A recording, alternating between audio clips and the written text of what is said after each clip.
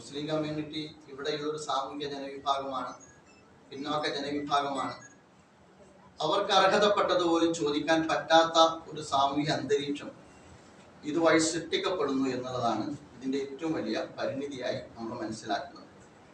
പിന്നോക്കം നിൽക്കുന്ന ഏത് സാമൂഹ്യ ജനവിഭാഗങ്ങളുടെയും അർഹതപ്പെട്ട അവകാശങ്ങൾ, അത് ഈഴവരാകട്ടെ, അതല്ലെങ്കിൽ മറ്റു ദലിത് വിഭാഗങ്ങളാവട്ടെ, ക്രൈസ്തവ കമ്മ്യൂണിറ്റി ആകട്ടെ, അത് നേടിയെടുക്കുന്നിടത്ത് ഒറ്റക്കെട്ടായി നിലകൊള്ളണം. ഒരു രാജ്യത്തിൻ്റെ സുഗമമായ മുന്നോട്ടുള്ള പ്രയാണത്തിൽ എല്ലാ സാമൂഹ്യ ജനവിഭാഗങ്ങളുടെയും പങ്കാളിത്തം വളരെ അനിവാര്യമാണ് എന്നാണ് ജമാഅത്തെ ഇസ്ലാമി ഉറച്ചു വിശ്വസിക്കുന്നത്. പക്ഷേ അതിനെ ആ ഒരു സ്വഭാവത്തിൽ കാണുന്നതിന് പകരം മുസ്ലിം കമ്മ്യൂണിറ്റിയെ മാത്രം ടാർഗറ്റ് ചെയ്തുകൊണ്ടുള്ള ഇത്തരം സ്റ്റേറ്റ്മെന്റുകൾ മുസ്ലിം കമ്മ്യൂണിറ്റിയുടെ അർഹതപ്പെട്ടതുപോലും ആവശ്യപ്പെടാൻ കഴിയാത്ത ഒരു സാഹചര്യം രൂപപ്പെടുത്തുന്നതിന് കാരണമായി തീരുന്നുണ്ട്. നിങ്ങളെടുത്ത് കഴിഞ്ഞ ഒരു കുറഞ്ഞ കാലയളവ് നമ്മളെടുത്ത് പരിശോധിച്ചാൽ നരേന്ദ്രൻ കമ്മീഷൻ റിപ്പോർട്ട് നമ്മുടെ ഒക്കെ മുമ്പിലുണ്ടാവും. നരേന്ദ്രൻ കമ്മീഷൻ റിപ്പോർട്ടിൽ ഏതാണ്ട് ആയിരക്കണക്കിന് തൊഴിലവസരങ്ങളാണ് നഷ്ടപ്പെട്ടത്. അതുമായി ബന്ധപ്പെട്ട് ശക്തമായ പ്രക്ഷോഭം കേരളത്തിൽ നടന്നിരുന്നു.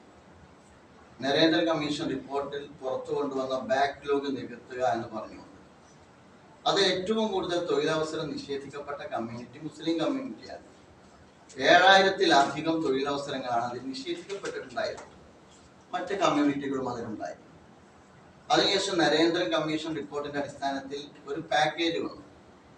ആ പാക്കേജ് പോലും എക്സിക്യൂട്ട് ചെയ്യുന്നിടത്ത് ഒരു സാങ്കേതികത്വവും ഇല്ലാതെ അതിന്റെ തണലിൽ നടപ്പിലാക്കപ്പെട്ടത് മുന്നോക്ക സംവരണത്തിന്റെ വിദ്യാഭ്യാസ രംഗത്തുള്ള അവർ മുന്നോട്ട് വെച്ച ആശയമാണ്.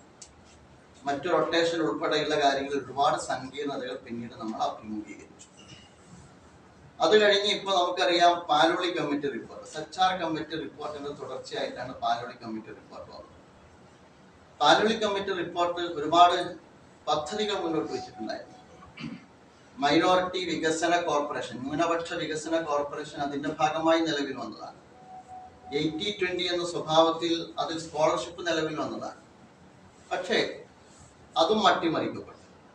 യഥാർത്ഥത്തിൽ ഇവിടെ കേരളത്തിൽ പിന്നോക്കം നിൽക്കുന്ന വ്യത്യസ്ത സാമൂഹിക ജനവിഭാഗങ്ങളുടെ പ്രശ്നങ്ങൾ പഠിക്കാൻ കമ്മിറ്റികളെ നിയോഗിക്കുകയും ആ കമ്മിറ്റിയുടെ നിർദ്ദേശങ്ങൾ പരിഹരിക്കുകയും അതിന്റെ അടിസ്ഥാനത്തിൽ പദ്ധതികൾ പ്രഖ്യാപിക്കുകയും ഒക്കെ ചെയ്യുന്നത് ആദ്യമായിട്ടല്ല, നേരത്തെ ഉള്ള രീതിയാണ്.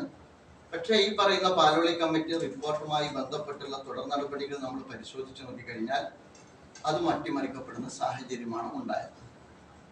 മാത്രമല്ല ആ കാലഘട്ടത്തിൽ, ആ കാലയളവിൽ മദ്രസ അധ്യാപകർക്കുള്ള ശമ്പളം ഗവൺമെന്റ് കൊടുക്കുന്നു എന്നുള്ള പ്രചാരണം വരെ ഉണ്ടായി. കഴിഞ്ഞ നിയമസഭാ ഇലക്ഷന്റെ സന്ദർഭത്തിലാണ് അത് ഉയർന്നു വന്നത് എന്ന് തോന്നുന്നു. അങ്ങനെ അത്തരം ഒരു ആരോപണം ഉയർന്നു വന്നു. ഉത്തരവാദപ്പെട്ട ആളുകളൊക്കെ മൗനം പാലിച്ചു. മൈനോറിറ്റിക്കകത്ത് അകൽച്ചക്ക് വരെ അത് കാരണമായി.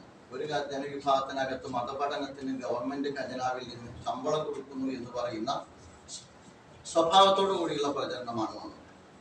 വസ്തുതാ വിരുദ്ധമാണ് എന്ന് കഴിഞ്ഞ നിയമസഭാ ഇലക്ഷൻ കഴിഞ്ഞിട്ടാണ് അതിന് തിരുത്തു പറഞ്ഞത്. ഇപ്പൊ ഏറ്റവും അവസാനം ഭിന്നശേഷിക്കാരുടെ സംവരണവുമായി ബന്ധപ്പെട്ടും കൈവച്ചത് മുസ്ലിം കമ്മ്യൂണിറ്റിയുമായി ബന്ധപ്പെട്ട റൊട്ടേഷനിൽ തന്നെയാണ്.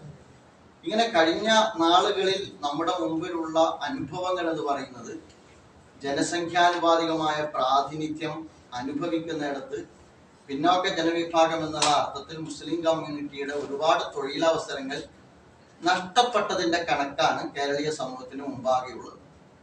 നമ്മൾ നിയമസഭ എടുത്ത് പരിശോധിക്കുക, നിലവിലുള്ള കേരളത്തിലെ മന്ത്രിസഭ എടുത്ത് പരിശോധിച്ച് നോക്കുക. 10-20 പേരുണ്ട്. അതിനകത്ത് 10 പേര് നായർ സമുദായമാണ്. അത് കഴിഞ്ഞാൽ 4 പേര് ഈഴവ സമുദായമാണ്.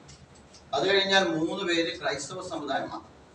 2 പേരാണ് മുസ്ലിം കമ്മ്യൂണിറ്റിയുടെ പ്രാതിനിധ്യമായിട്ട് നമുക്ക് കാണാൻ കഴിയുന്നത്.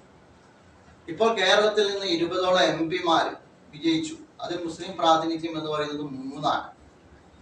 നമ്മൾ മറ്റെല്ലാ ഉദ്യോഗ മണ്ഡലങ്ങൾ നമുക്ക് എടുത്ത് പരിശോധിക്കാം. അതുപോലെ തന്നെ വിദ്യാഭ്യാസ അവസരം എടുത്ത് പരിശോധിച്ചാലും നമുക്കിത് കാണാവുന്നത്.